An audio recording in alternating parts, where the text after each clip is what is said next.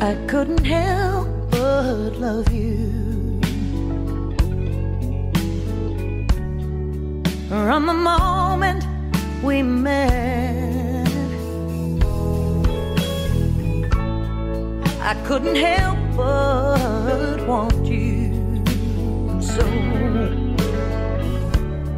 You gave me all I needed,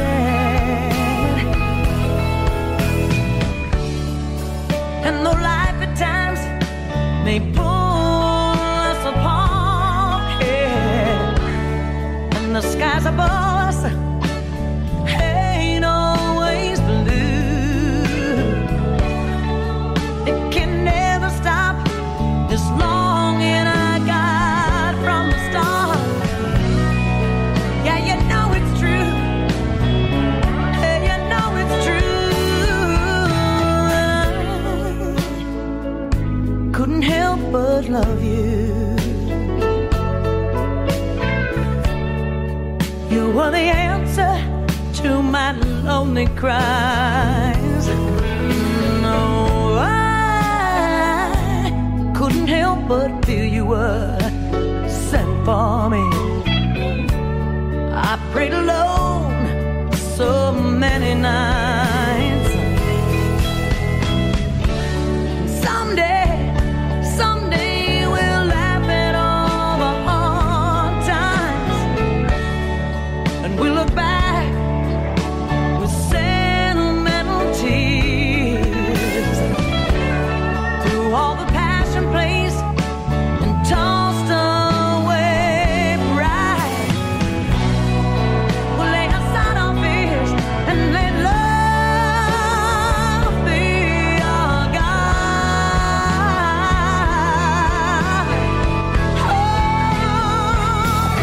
Oh, no one couldn't help but love you. Darling, even if I tried, no, I couldn't help but love you. My heart was yours and would not be denied. Oh, no. My heart was yours and would not be denied. Oh, no.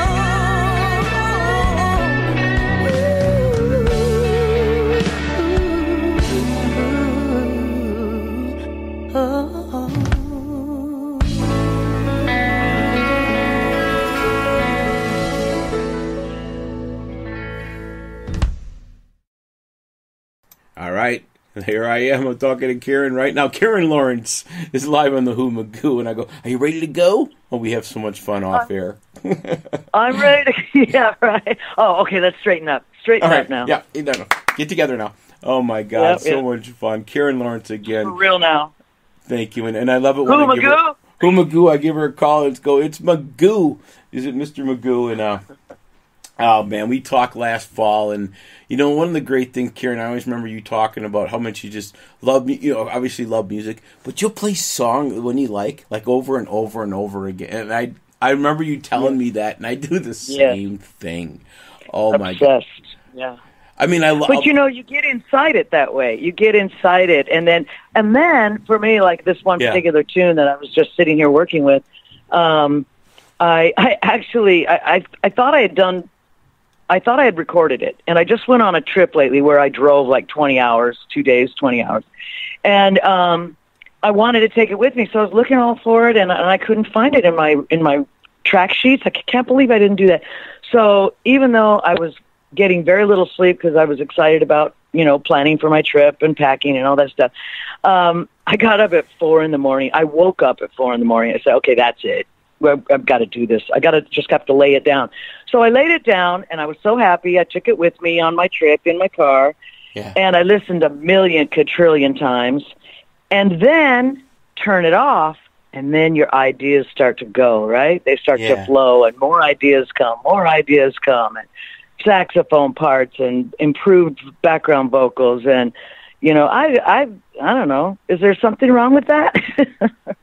Is something wrong with playing things over and over? It's fun because I'll get these great tunes, those Lucky's Train that I got from the head honchos, and I just love that beginning. And a lot of my opening tracks on my show, I'll play that way. He's playing the same thing this week, like a lot. Oh, and, that's fun.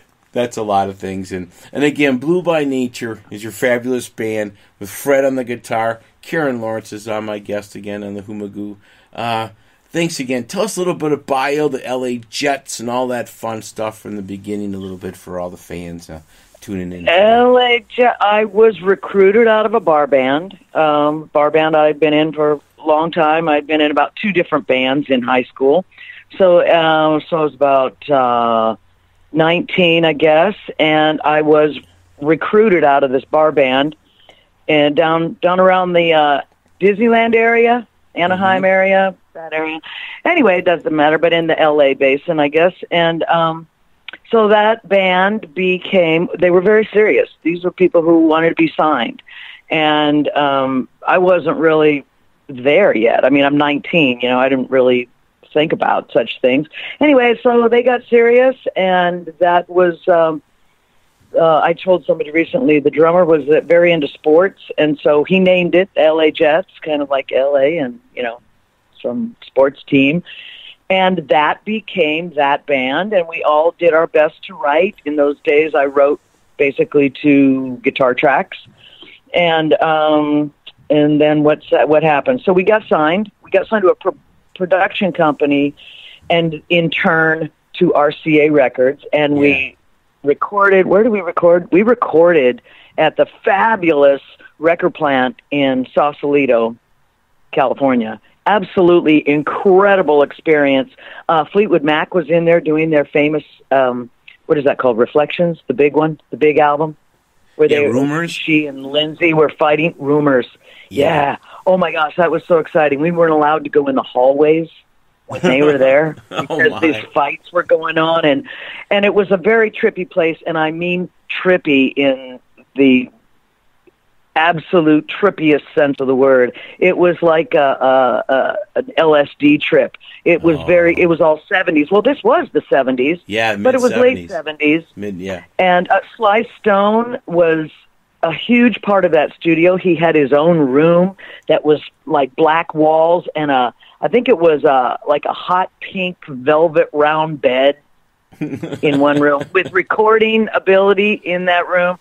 There was jacuzzi in there. There was a full kitchen. There was all this intricate wood paneling on the sides of the walls and the walls were wavy, like, whoa, like you're in a Alice in Wonderland or something. Yeah. It was a very, very trippy studio and a great experience, and we stayed in the house like we always did.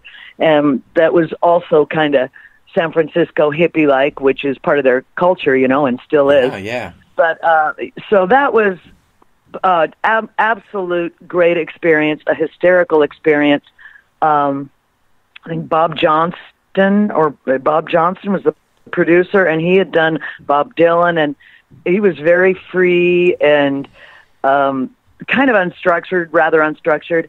And when I got in there to do my parts, everybody be in the studio, the vocals going down, right? Everybody comes and shows up for the vocal.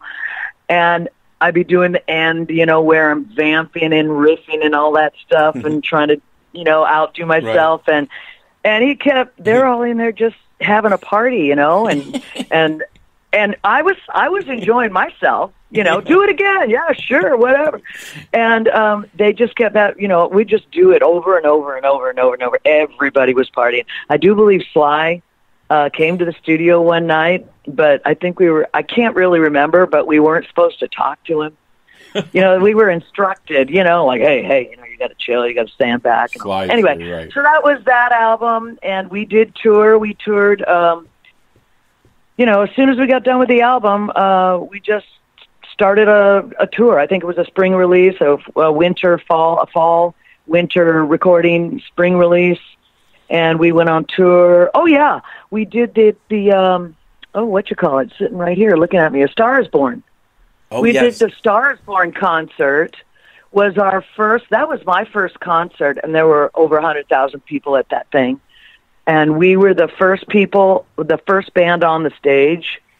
And the promoter, what was it, Billy Graham? Is it Billy Graham? Am I getting the names right? That sounds right in the 70s, yeah. Oh, man, Bill Graham. He literally had his hand up, looking at me, his eye on his watch, and he goes, 7:30, go. Boom, just like that, right on time. And that was very exciting to see him work and kind of get to speak to him a little bit. And then we did this promo thing with Barbra Streisand coming backstage, and our production company knew her, and this is how we got into those. That's how we got the tie-in. That's how we got the later the song off of the second LA Jets album, that song in that movie that she sang. That's how that happened, because production company knew her. Anyway, so we did this big old tour, and I don't think we played for monstrous crowds at that time, but they were big. They were big crowds. I mean, it wasn't like the second band, the 1994 band. We really played some, 20,000 people like every night. And so this was a little bit smaller maybe, but anyway, then we went on and they shipped us off to Bearsville. You're either on tour or you're in the studio. The money's got to go somewhere purposeful. So you can't just sit around, When you're signed by the record company, they got you working, or you owe them a couple deals? You owe them a little bit, yeah. So you're working. Chris, I don't know any of that stuff. I didn't really pay attention to any of that stuff. I was happy to get a per diem of, like $125 a week, and later I would blow all my money on which was like nothing, you're getting paid. Well, I wouldn't mind being paid $350 right now and a per diem. Yeah. So I ate on the per diem, which would be like $125 a week. I would eat on the per diem, and I would buy shoes with the money. I buy a pair of boots every week. Anyway, let's not talk about my foibles yet. Anyway, so we went in the studio, Woodstock, and we were at Bearsville. That was also a great experience. And we did a second album, but apparently money had kind of gotten spent not right, so which we had nothing to do with. Production company was in charge, but we sort of got called on the carpet. I think I talked to you about that. Anyway, and then John Destel and I, the drummer, and a couple band members went on and formed 1994, and we got, went in the studio and sang in Jack Douglas's face for an audition. And so when we did 1994, we got to tour with Aerosmith and Cheap Trick, and did all kinds of great stuff, recording with Jack at another record plant in New York City. Wonderful, wonderful experience. New York City became our home and remained my home for several years. And then we went out to L.A. after a big, summer tours, which there's tons and tons of fun stories.